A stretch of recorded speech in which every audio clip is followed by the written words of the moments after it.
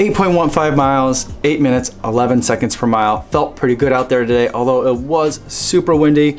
So I had a tough headwind the first half on the way down and a nice tailwind on the way back.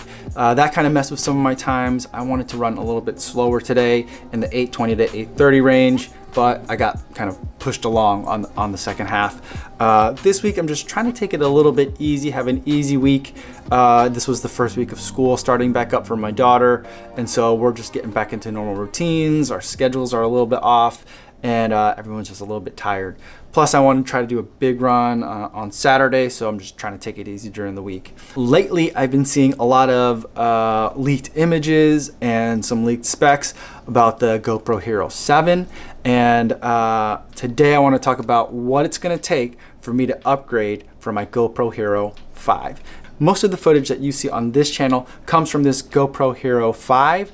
Typically, I'll shoot in 1080p at 120 frames per second and then slow that down. And so a lot of times I'll get a question, you know, what do I use to stabilize my footage? How do I get it so smooth? The answer is I just hold it in this little alligator clip. It's called the alligator clip because it's got these teeth and it's nice and handheld, and I'll hold the camera out and I'll take the footage that way, but it's the slow motion that really makes things smooth.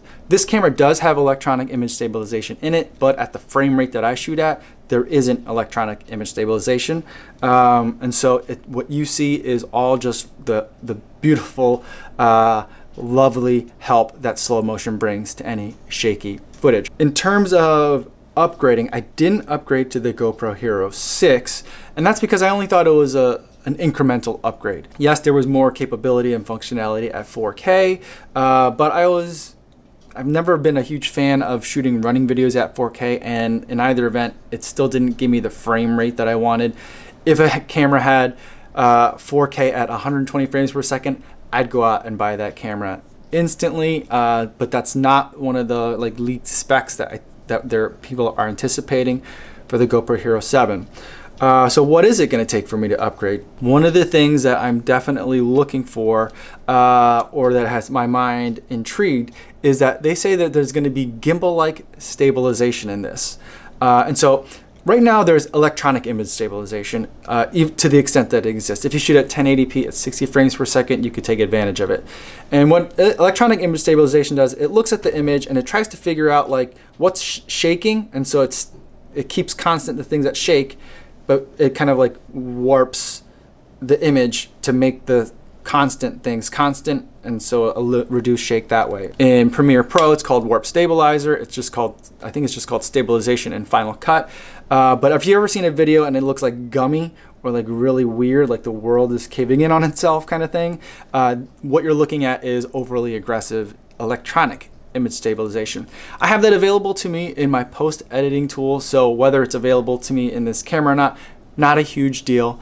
But this gimbal-like stabilization that they're talking about in the GoPro Hero 7 intrigues me. I just bought a new gimbal for this GoPro Hero 5 because with the motors that are on there, it moves the camera, and the motors kind of counteract movement. So if I move too far this way, the motor moves the camera back in the other direction, and that's how optical image stabilization works. On a gimbal, it moves the entire kind of camera around, so that way no matter how I'm shaking, the lens always looks kind of in a constant direction. When they put it inside a camera, like certain cameras have in-body stabilization, or certain lenses, like Sony lenses, have in-lens stabilization, that kind of motor is on either the sensor or sits in the glass or behind the glass. And so it's moving different mechanical parts on a smaller level rather than the entire camera level. And so if they could put that in an action camera that's still this size, I'm not sure how they would do that, but if they could somehow pull off that magic, I would go get that camera right away, pay full price, put me down on the pre-order list. But failing that, that's pretty much the only thing that could get me to go out and buy a GoPro Hero 7, because this GoPro Hero 5 still works great. There's some things I don't like about it, and I'll talk about that in a second. But in terms of image quality that I'm getting, unless they can significantly improve low light performance, there's not a lot that can really make me rush out and go get it, because the Hero 6 does have 1080p at 240 frames per second, so that I would be able to slow down my footage even more, which would be better. But I think the GoPro Hero 7 is supposed to have 1080p at 240, so not like another big increase in frame rate, and I'm not sure that I need much more than 240 frames per second. Some other things that I would love to see if they could do in a firmware update, or if they just put in the Hero 7 in order to push people to it, are some ways that I interact with this camera. So I normally run with this thing, and this is my running, but I use it in like the quick shooting mode. So when I'm running and I see something that I want to take a picture of, or if I'm at a point where I want to take a clip, I will hit this button and then it will turn itself on and put it into the default mode, which I don't remember if I have to pre-select that or what, but it's now filming a video of me. And then when I'm done, I hit that button again and it turns off and it starts saving. Now it's continues saving for a little bit before it turns off, but then if I want to take another video right away, I just hit the button again and it's not registering. I think that either as it shuts down and saving, it can't register new button clicks, or it's blocking out additional button clicks because maybe someone isn't sure whether they hit stop record and they hit the button twice and it is button mashing, and so it rejects the second push or what. But sometimes I'm running, I'll take a clip of my feet or of the skyline, and then I see something over there that I want to take another quick video of.